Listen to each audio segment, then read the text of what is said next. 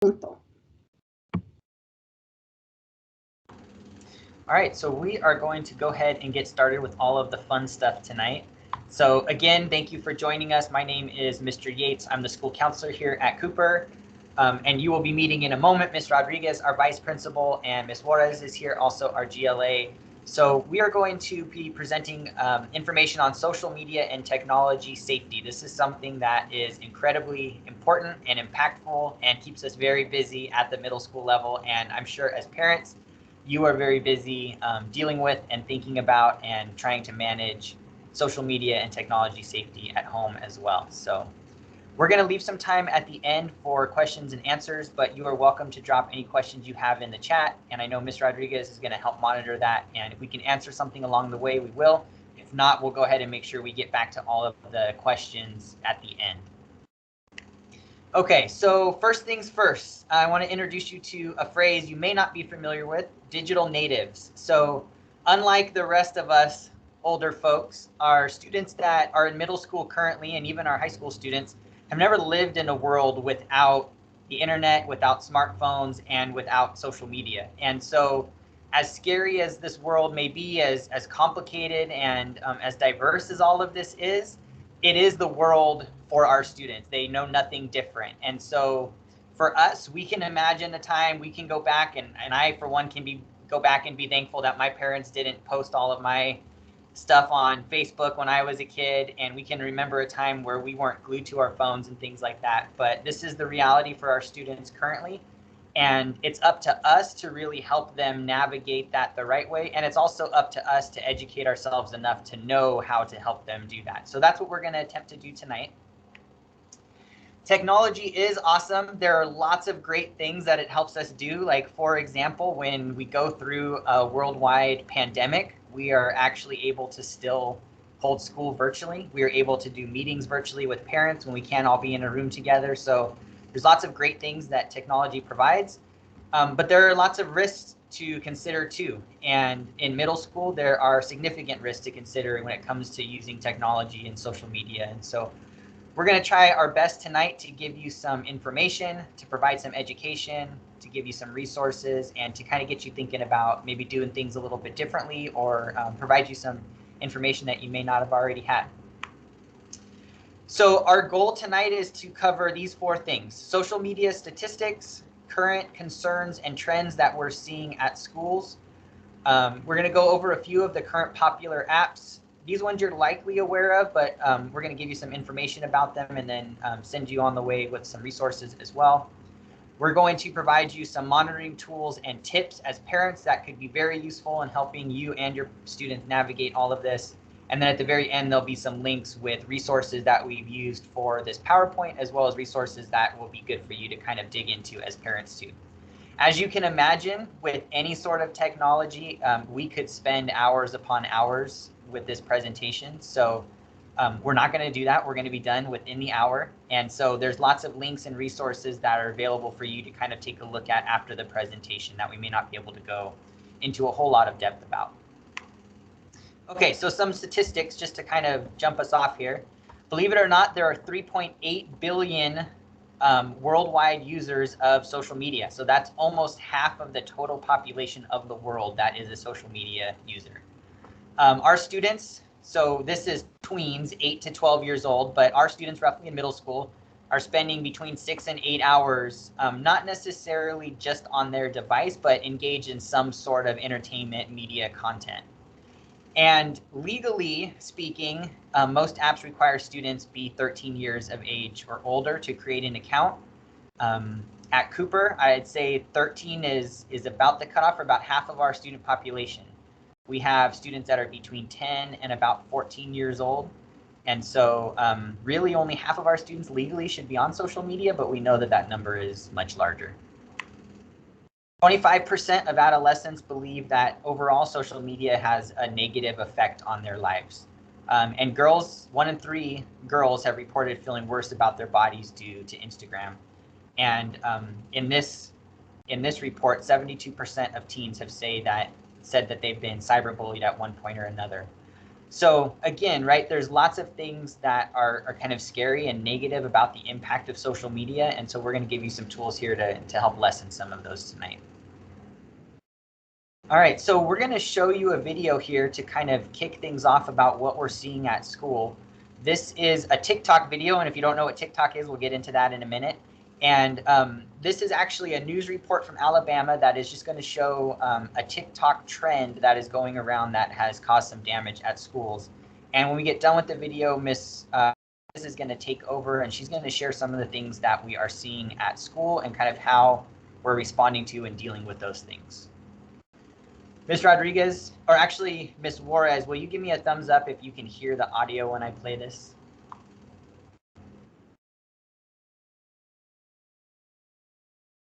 No.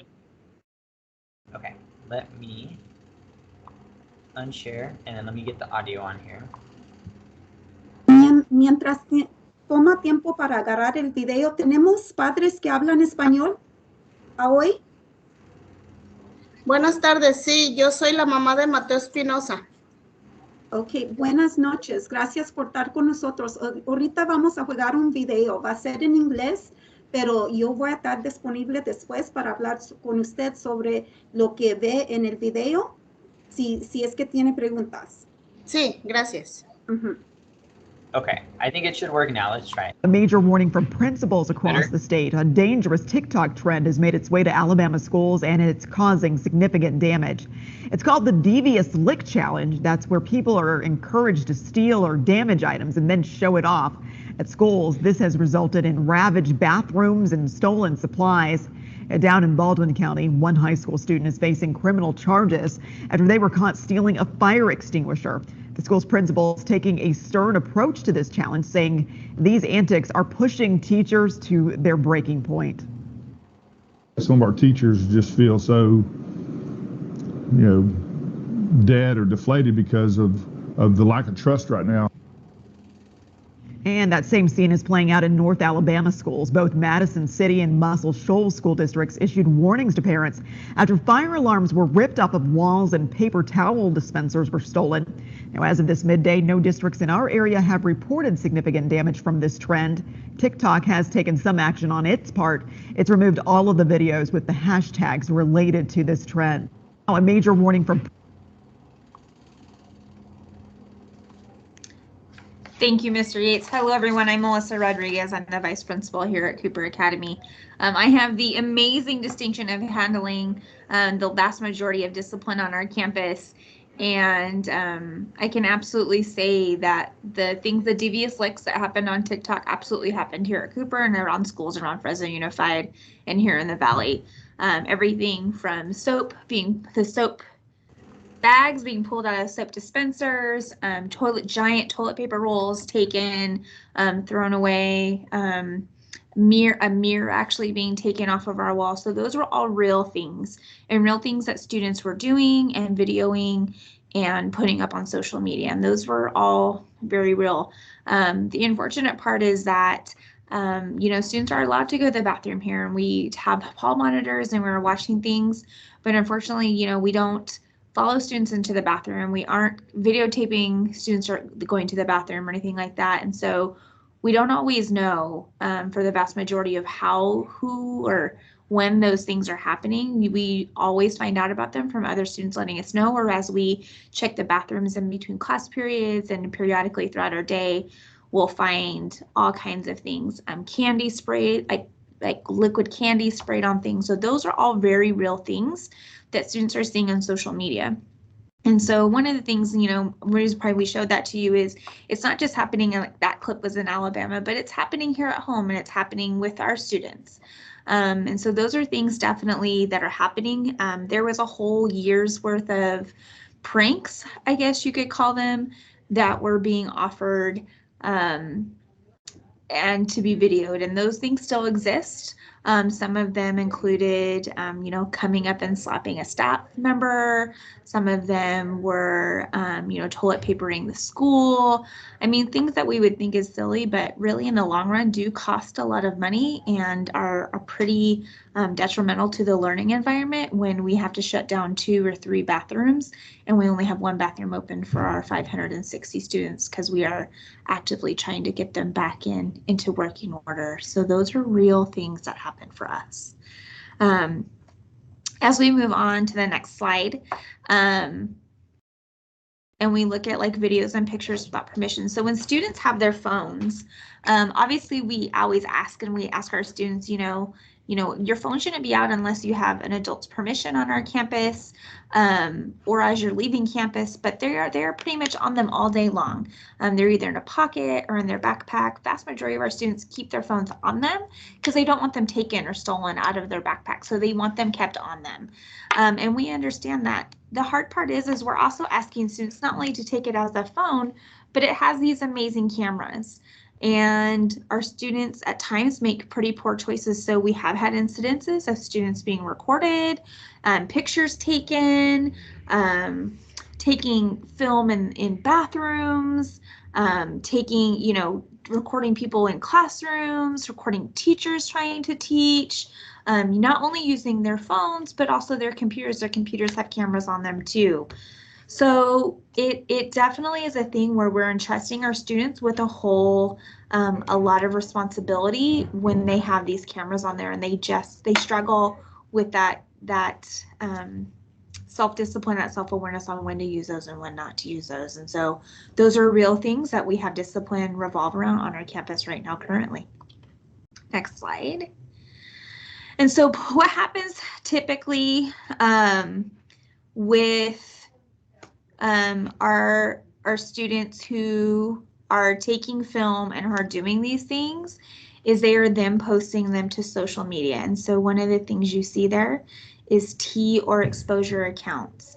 And so when we have those T and exposure accounts, when we think of T, we think of something that's been brewed, and it's usually drama. We're brewing drama. And so the kids are using the term tea. Now that is the term they use. They're brewing tea. They got drama tea.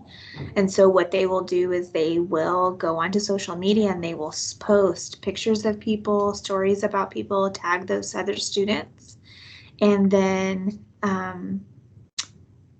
put those up anonymously, not under their own name, but with a different name, and expose students. They will use other students' names, first names, last names, and they will create content, videos, pictures about that student, and then post them up.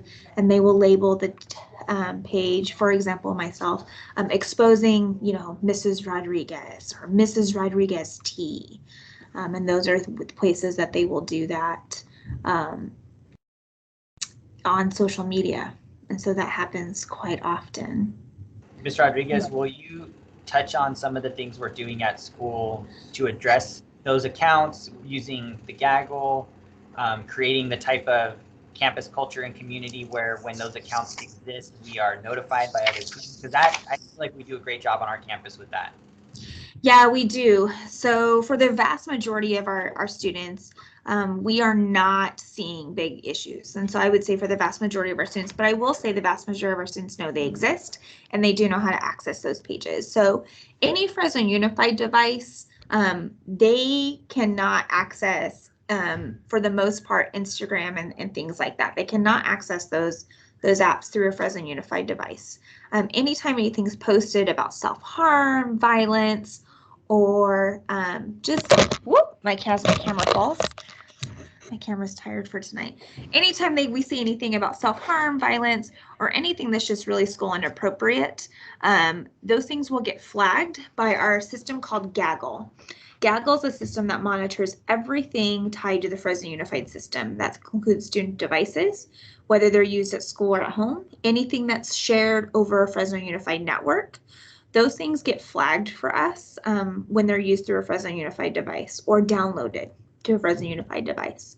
And so we have a really good way to capture that information. So even as students are typing in their Fresno Unified account, talking to another student in their Fresno Unified account, when they are mentioning things that are happening on Instagram, we can flag those things will be flagged and brought to our attention, and we're able to manage those. Anytime we have a student report something that's happening on social media, we talk to the students that are involved. We will help them delete all of that content from their phones. We contact parents when that's happening, allow parents to be aware. And we are constantly having these educational conversations just about, proper use of cell phones. We have our month, every quarter we do presentations about, it's called a Cougar Chat, and basically talk about what does it mean to be a Cooper Cougar. We are part of a family here. What does it mean to be kind to each other? We have a daily message that mentions our kindness and the expectations we have here. Also being a part of the International Baccalaureate program, we have some standards for our students academically as well as socially. Mr. Yates is doing a presentation specifically with our students on Monday regarding social media. So we really have a culture here where students are letting us know when things are happening, how they're happening, and where they're happening from. And so when things are happening, we are very quickly being able to address them. But we still have students that are making decisions. And so we have a great culture on this campus of being aware. All the adults are aware, we are sharing that information constantly, and students are sharing with us constantly the things that are happening. And so we have a great culture here and a great climate where that is the norm for us to share the things that are needing to be improved on and that are happening on social media. Where these things are happening are through these type of apps. And so while definitely we have these apps that can be downloaded to phones, to tablets, some of these things you don't even have to have an app on a cell phone to access. Prime example, let's say Instagram. So let's say you don't allow your child to have Instagram, they're not allowed to download the app. They can still go through the internet portion on a phone, even a phone that doesn't have any data that's being supplied to it at the moment. So let's say you have a phone, it can only be accessed for Wi-Fi, or you don't have a service plan on it currently. They can still access most of these platforms through the internet. So that can still happen. And we see that quite often. That is the way our students are hiding the fact that they have social media, is that they're accessing it through the internet rather than downloading the app itself. But if you're wondering how they're communicating, it was through those ones. So. All right, so I think Ms. Rodriguez did a really good job. I'm gonna jump back here. Really good job explaining some of the things that we're seeing on campus, and hopefully as parents, if you weren't aware of Devious Licks or you're not aware of T accounts and things like that, even more reason to really, connect with your students and get to know some of these apps and things that they're using. So that's what we're going to do now, is just highlight some of the most popular apps amongst our students. And as we go through here, you will notice on several slides that there are some hyperlinks at the bottom. So if you look at this one, it says how to use the TikTok app for beginners. That's actually a video. So like I said, this presentation could be several hours long, and we're not going to do that to you. But please, when I share this out via email, make sure you use these links to do some investigating on your own. There's lots of really great resources in here that we're just not going to have time to get to. So TikTok, this is where the Devious Licks were coming from, this app. It's a video creating, editing, and sharing app where viral challenges happen. Some of them are harmless, like you may have heard of TikTok dances. You see kids out there filming themselves doing dances all the time. Some of them are dangerous, like the Devious Licks, right? So there's a little bit of both. It's also a great platform for artists and musicians to share their work. But it's pretty easy to find swearing, sexual content through song lyrics, performances, and videos that exist. It does have privacy and safety settings, and you can turn your account private. So that's something that I would encourage all of you to help your students do, to make sure their accounts are private. And then there are some parent controls that exist within the app too. You can manage screen time. There is a restricted mode. And then there's a way to pair with your family account where you have primary control over what is happening. And if you look at the bottom of this slide, again, you'll see this link to commonsensemedia.org. This website, commonsensemedia.org, is a great resource for everything technology, social media, apps, as far as parents and students are concerned.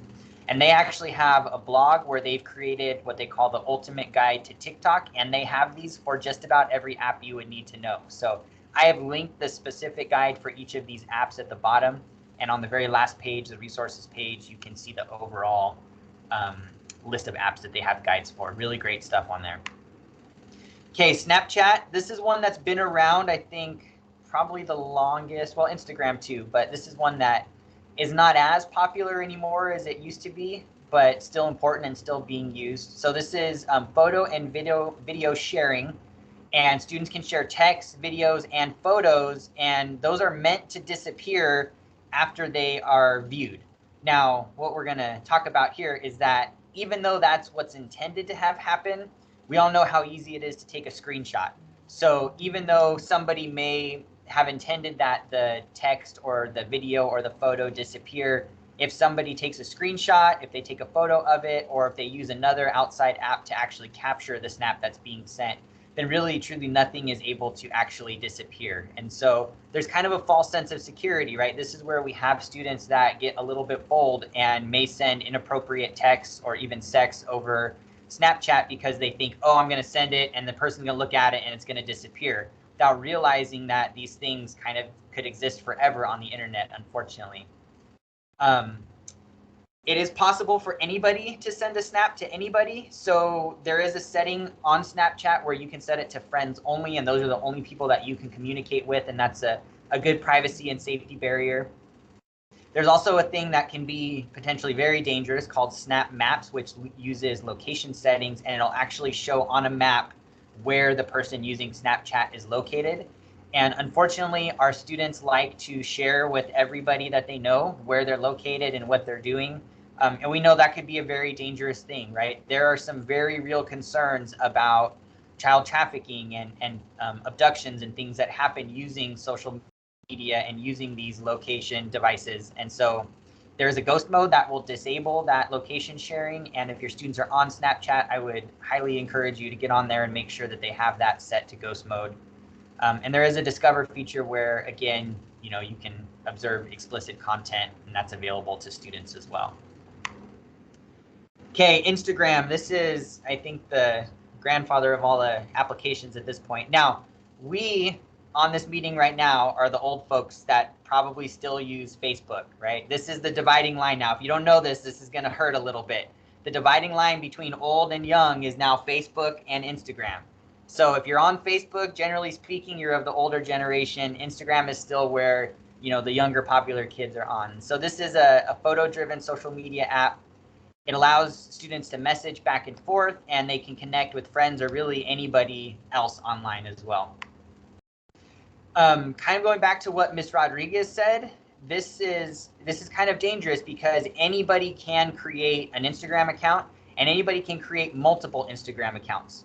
So I'm going to sound really old as I explain this right now, but there's a phrase called Finsta, which stands for fake Instagram account.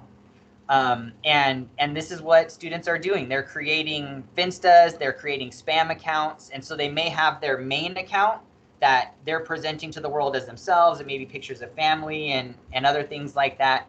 And then they have other accounts that they maybe are only sharing with specific friend groups, or they may only be posting certain categories of things. Like some students will create, art only Instagrams.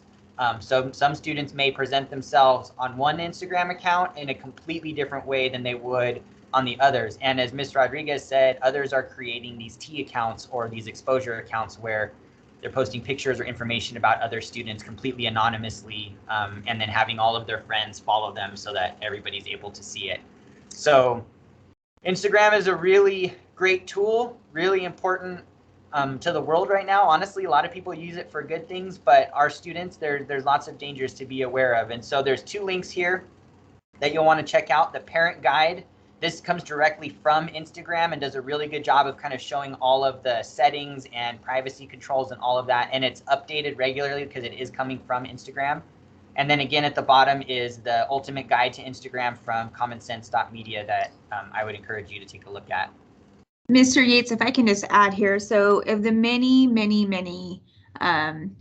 things that middle schoolers do, the number one thing we are seeing right now, and when I say number one, I mean across the board, we are seeing students with Instagram accounts that either parents are unaware of, or additional pages that parents are unaware of where they are posting things, almost hiding posts and things like that are not okay, that they would not want you to look at. As a parent, they certainly don't want us to look at, but we are luckily have become savvy enough to find a few tricks. So when we say, like, we know these things are being posted on Instagram because students are showing them to us, you know, let's pull up your Instagram, let's take a look, and we're seeing additional pages that other students are sharing or creating about themselves, about Cooper, or about friends or not friends of theirs, where they are posting content that's just not appropriate. And so I would say, if your child does have an Instagram account, please double check the messaging that's happening in Instagram. Students are pretty savvy. They aren't using as much of the Fresno Unified Messenger anymore because they know that we're tracking it. But the Instagram Messenger really is across the board one of our #1 places where bullying is happening and where student conflict is happening. It's happening over these Instagram accounts and through the Instagram messengers. Yep, and if you do end up getting into your students' Instagram accounts, if you're doing that with them or without, if you click on their icon at least on mine, it's the bottom right-hand corner. It kind of depends on what phone you have. It will actually show you if they have multiple accounts that they're signed into as well. So that's not going to totally tell you if they're not signed into it, but if they are signed into multiple accounts, you'll be able to see those on the icon as well. All right, let's keep rolling here. Discord. So Discord is like community discussion boards. This kind of started through the gaming community and has evolved to include lots of different communities, art communities. Anime is really popular on Discord, and it's a way for students to kind of discuss and chat with each other. They can also do video text as well. Discord, one of the really big challenges about this is right now there are no parental controls. I imagine this is going to change at some point in the future, but as it stands right now, there's really no way for parents to go in and put any sort of limits on there. And because there is nothing but user-generated content, it's very possible that your students will come across inappropriate content. And there's a way to set it up where you are just chatting with, talking with, video calling with your friends on a private server. And so that's really the safest way to do it. But again, this one right now is a little bit of uncharted territory because all the user-generated content and the no parent controls. All right, so we've highlighted some things right now that may feel very scary. And I just want us to pause for a moment because we've talked about all the things that we're dealing with at school sites. We've talked about some of these apps and kind of what they can do for both good and for bad. And I think it's important to remember, and this goes back to the very beginning of our presentation where we talked about the digital natives, right? Students who have only known this sort of technology. That technology really is a tool, and we determine its function and value. I think all of us would find it ridiculous, I guess is the best word for it, if we just started going around and taking hammers and tossing them in the trash, right? Because it's a tool, but it's also dangerous. And so instead of going around and throwing all the hammers away, what we do instead is we teach our kids how to use them appropriately, when to use them, how to use them safely. We work with them. You're not going to just give your 2-year-old a hammer and let them go at it, right? We're going to kind of build as we go to give them the ability to use these things safely and effectively. And I think we really have to start looking at technology and social media in the same way, right? As a tool, that it is up to us to effectively teach our kids how to use that, because if they don't know how to use technology, if they're not technology savvy, the world is going to pass them by. And that is just where we're at right now. And so here are some really important tools as parents that you can use for monitoring, and some tips that you can use to kind of start thinking a little bit differently about how you are using technology, social media, and devices at your homes. So here are kind of 4 things I want to make sure that we talk about today that will be really useful as parents to start looking at and deciding what may be right for your family. You don't have to use all of these or any of these. These are just some things that are available, and there are many more as you start going down, you know, the rabbit hole of the internet. But family sharing, you're able to set up on an iPhone downtime, app limits, and content and privacy limitations. So again, as I send this presentation out, remember all of these links here are live. You can click on them and they will take you to a page. This will take you directly to Apple's site that explains in detail the family sharing and how to set all of these things up. There's also an application called Bark, which operates very similar to our Gaggle application that we have at school, in that it monitors your students' devices for inappropriate content, for trigger words. So for example, if you went on their website, you would see there's a video of a student and a parent sitting together on the couch, and the student is starting to get a string of text messages from peers that are not nice. One of them saying, well, you should just go kill yourself. And as the student is getting these text messages, an alert pops up on the parent's phone that says inappropriate content has been detected, and it shows what the text message said, and it allows the parent to actually be monitoring and be aware of what is happening on the phone without having to dig into the app, sit next to the student, monitor what they're doing 24 hours a day.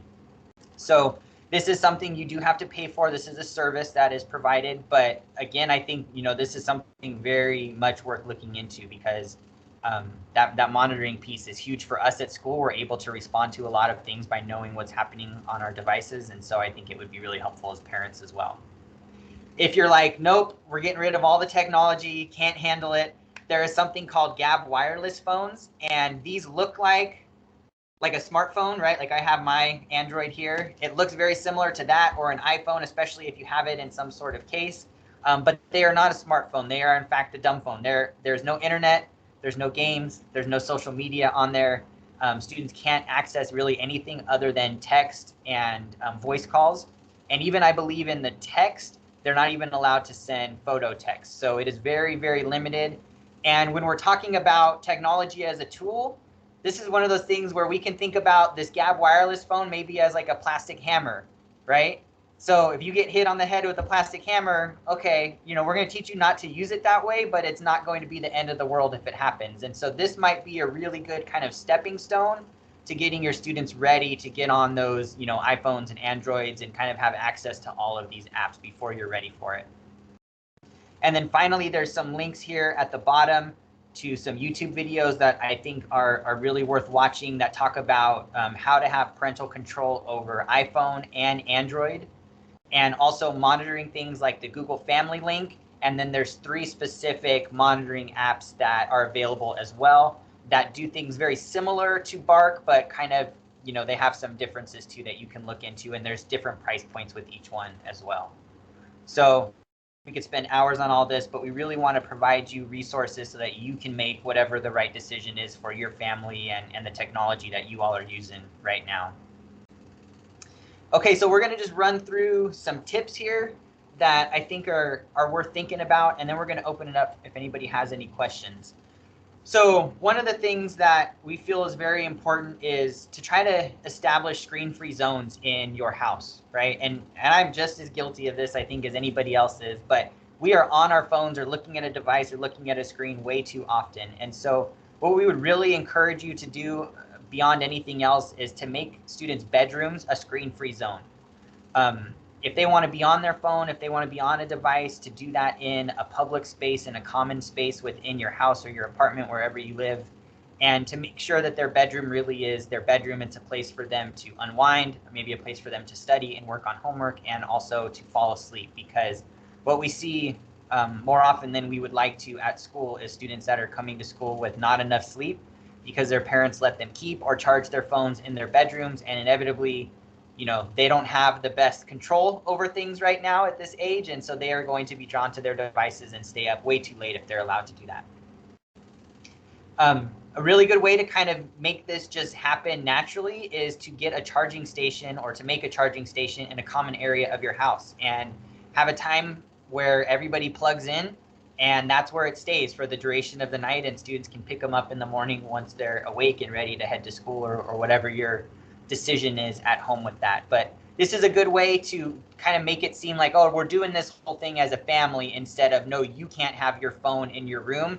Now we're making a decision and we're making a commitment as a family to all charge our phones or our devices in a common area. CommonSenseMedia.org has a really great customizable device contract. And I would encourage you to think about this because maybe hard for a lot of us, but if we remember back to when we were in middle school, the last thing we wanted was somebody telling us what we could or could not do. And we tend to buy in a lot less when we don't have any say in the matter and we don't have any influence in what ends up happening. And so what they suggest is to create a device contract with your students or as a family and have everybody have some say in it, right?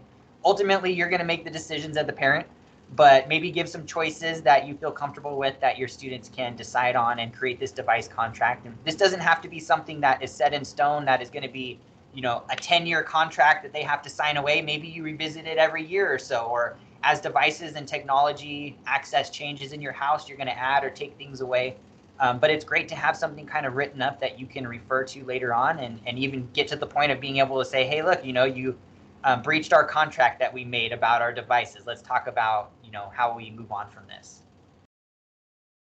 And then finally, I'm going to leave you with this one, which I think is really the most important thing to talk about, is that we really need to start treating students' online lives in the same way that we treat their offline lives. And what I mean by that is, and I use this example in Parent Coffee Hour, and I think it's powerful.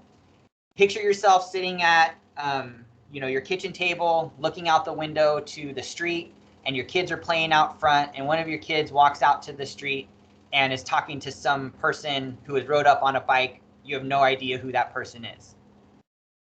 Most of us, if put in this scenario, get up from the table, we would walk outside and we would figure out who that person is because we're not comfortable with our students going and talking to any stranger off the street and not being a part of that conversation, right? Your students right now have the ability, I'm not saying all are doing it, but they have the ability from the palm of their hand to talk to any person on earth, whether they know them or don't know them. And so it's really important for you to feel like you are empowered to be a part of their online life in the same way that you are their offline life. And it's a balance because we are constantly at this age kind of treading that line between providing independence and providing safety and figuring out where those two things overlap or don't overlap. But really having just this thought in your mind, I think, is powerful, that just because things are happening online or on their device doesn't mean that you shouldn't be aware of what's going on. It doesn't mean that you shouldn't have some access to that at least. And so treating their online life in the same way you would their offline life, I think, is a really important thing to keep in mind. Okay, we talked about this one. Try your hardest after tonight to not just go throw all your devices away at home, right? Don't run away from it. Really keep those lines of communication open, and teach and talk as much as possible to your students, right? They need to be taught how to use these things effectively. And what's unfortunate is that this is really the first time in history where we find ourselves, we're not the experts in the technology that they're using in a lot of cases. They know way more about it than we do. And so you may end up teaching less and learning more, but that's okay. If you're talking to them and they're explaining things to you, you're making sure that that line of communication is open, and that is super important in making sure that they're safe online. Because what we really ultimately want them to do is feel comfortable coming to you and coming to us if they encounter something online that makes them safe, that makes them unsafe and makes them feel uncomfortable, right? We want them to come and talk to us about those things. Chances are they're going to come across that stuff. They have access to way more information than we ever did as kids. And so we need to provide that avenue for communication if and when they come across that. All right, and then I am going to leave it on, well, we'll talk about this. So this is our references and resources. These are some of the websites that I use to create the presentation, as well as some resources that you can click on, some articles and different things that I think are important as well.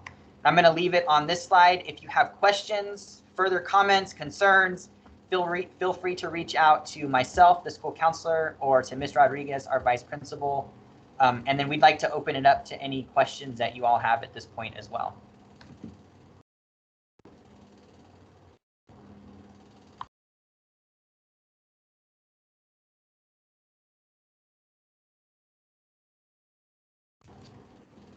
All right, that's it, Ms. Rodriguez. We covered everything. We're good. We did, and I will say this to the families that are here and those that are watching, because we are recording this. So those that do watch this recorded, when in doubt, come see us. Come see us on campus. Come make some time with us if you want to really walk through your child's phone or look at some things. We have learned quite a few tips and tricks on how to check for things, and so we are happy to help you walk through that. Again, anytime, like we are really here as a resource to our families, and this is something that I really wanted to talk about. And I know Mr. Yates really wants to talk about just in where we have been in the last year and a half with how much technology our students are using and how they're using those as communication and social tools. They are so active in messaging each other at all times of the day and night. And we have to just be diligent in supporting them in managing that part of their lives. And so certainly we wouldn't, I don't think most of us would let our children up at 1 o'clock in the morning talking on the phone to their best friend, but that is what's happening through devices. And we just want to help you guys understand what that looks like, what we are seeing on our end and the challenges that we're seeing on our end and the learning that's happening here at school through social media and through their devices. We just want to help support you guys at home. All right, thank you very much for joining us tonight. We really appreciate it. If you have any questions, we will stick around and be happy to answer them. But otherwise, have a great evening, and please reach out if you need anything else from us.